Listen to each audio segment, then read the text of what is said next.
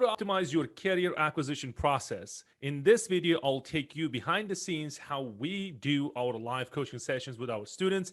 So the students that I'll be sharing with you, his name is Lamont, and he has the carrier acquisition process. So I'll be asking a lot of questions and basically running some diagnostics to see how he's getting customers, and then we'll be optimizing his process. So you will have the chance to learn how we do this, the live Q&A sessions, and also learn the exact same process, and you can apply it to your business and then get carriers that way. So before we jump in, if you don't know me, my name is Kamal. In this channel, we talk about business, we talk about transportation, and more specifically, we talk about how to become independent freight dispatchers. So guys, please make sure to subscribe, turn on the bell notification in case we post videos like this, you will be notified. Without further ado, let's get started. Can you hear me? Yes. There you go. First thing, do I know you, meaning carrier? Mm-hmm. Do you know me? Like where I'm coming from? Like, am I cold? Am I like, tell me more about that. Okay, so that process, majority of them come from me doing cold calling. A few come from they'll do something on the website and I'll get an email from the website. I see. And the thing with me getting emails from the website, I never get notifications when I get emails. So, that's how I lose some too, because it'll be a few days later and I look and I'm like, oh, I didn't even know I had an email. So let's come back to these cold leads. How you get them and where do you get them from? I go there and I just been cold calling, going to Safer, look it up, and then call from there. I've been having better success than that, me personally, with DAT. Okay. Because First step, you're doing cold calling. You go to yes. X website, let's say. You go to X Yes. website. Okay. Then second step is go to Safer and yes. run a quick diagnostics. Now yes. let's say Safer. Okay. Then third step is actually call. Yes. Okay. So when you call, do you talk about like anything, or do you have like specific process? Do you have like, let's say, script, for example, for cold leads? Yeah, so I typically call them, say, hey, my name is Lamont. I was calling to see were you under a load or looking for a load by any chance. Cool. And then, okay, let's stop here. So when you say that, so they don't know anything about you, you don't know anything about their business. Correct. Okay. So first question, cold calling. So we're at step number three. So are you recording these calls? No, I'm not. Okay, no, I'm not. Cool. So you start recording those, really. Okay. So second, are you using like any sales software, for example, Topline or anything that you're like, okay, I have this many leads, I called this said that, I sent email, I called twice or something like that? Any software? No, only No software. Cool. No software. Okay. So, and obviously you're not tracking, meaning how many calls I made, how many people declined, how many people interested, how many people said yes. Yeah, not how I should be. No. Okay, so no. Okay, for those three things, you said no. Cool. It's a good thing, right? So now you're not doing it, but you need to do it. Now you know.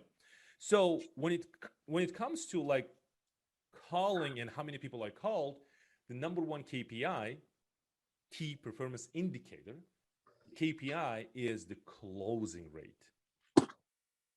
So if I call 100 people, you at least need to close 15 to 20 carriers. When I say close, doesn't mean that they will be working with you.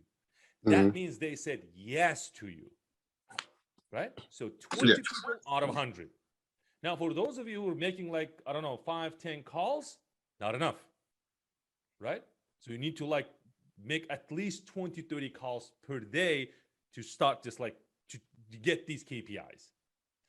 So let's say it's not working. For some reason, the script that I'm using, it's not working, or the thing, the way I say, the way I agreed, it's not working. Then you need to work on script. And again, I'm not good at cold calling. I don't have script for cold calling. I have for if you nurtured the leads or warm leads, then you can use the alternate conversion script, right? Okay. So let's say there's no tracking. Okay. So then what would happen? You call them, and then if they say yes, I think you have 5 carriers by now. Yes. There you go. So they said yes. What happens? From that point on, I asked them what city they, well, I asked them what type of equipment they had, whatever type of vehicle they had. Lamont, by the way, guys, when we started with Lamont had 0 experience in tracking, and he didn't have any carriers. Am I right, Lamont? 100% true. There you go. So now he has 5 carriers. And guys, the thing that I'm teaching, it works. We just need to implement. Okay, cool. So, okay, so they said yes.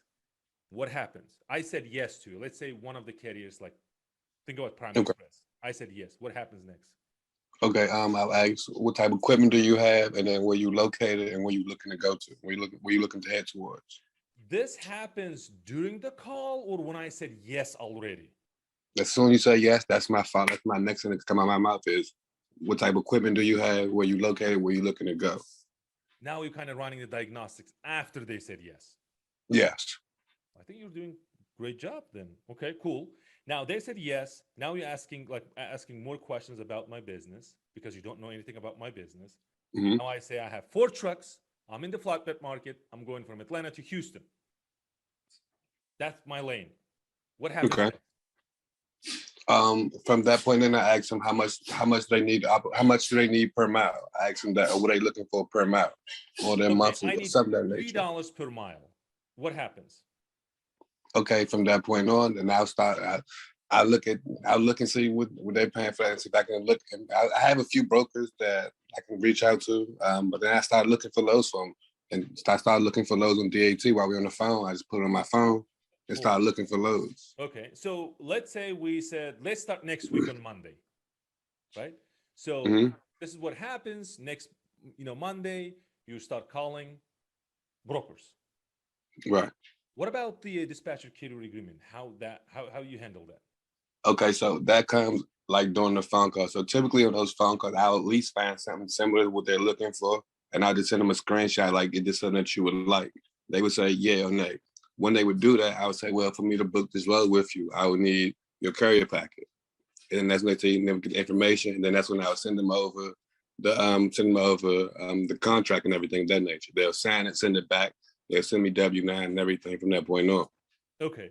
So on the 4th step, when they said yes, you start looking loads on Monday, taking screenshot. You said, hey, Kamal, you said 3.0 or something like that, 3.5 per mile. This is the load for you. Are you interested?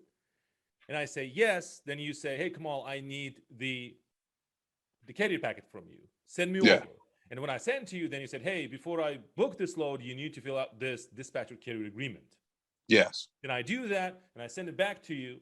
Then now we're in the business. Correct. Simple, right? So this actually 4-step onboarding process you have, this is it. It works for you, right? But when it comes to optimizing it, the number one thing when you start calling, remember those 3 things that you need to do, right? So you're taking notes, right? Record, get the software. There you go. See, recording, get a software. Pipeline is one of them. What is it? The HubSpot. There are a ton of them. And then you can use, I think there's some of them like for free, you can use that. But the alternative, I would say, when you're starting out, you can use something like Excel spreadsheet, right? There you go. This is how you can optimize your carrier acquisition process. You can basically take that information and deploy it and use it right away. So guys, if you have any questions, please let me know. Until then, I'll see you next time.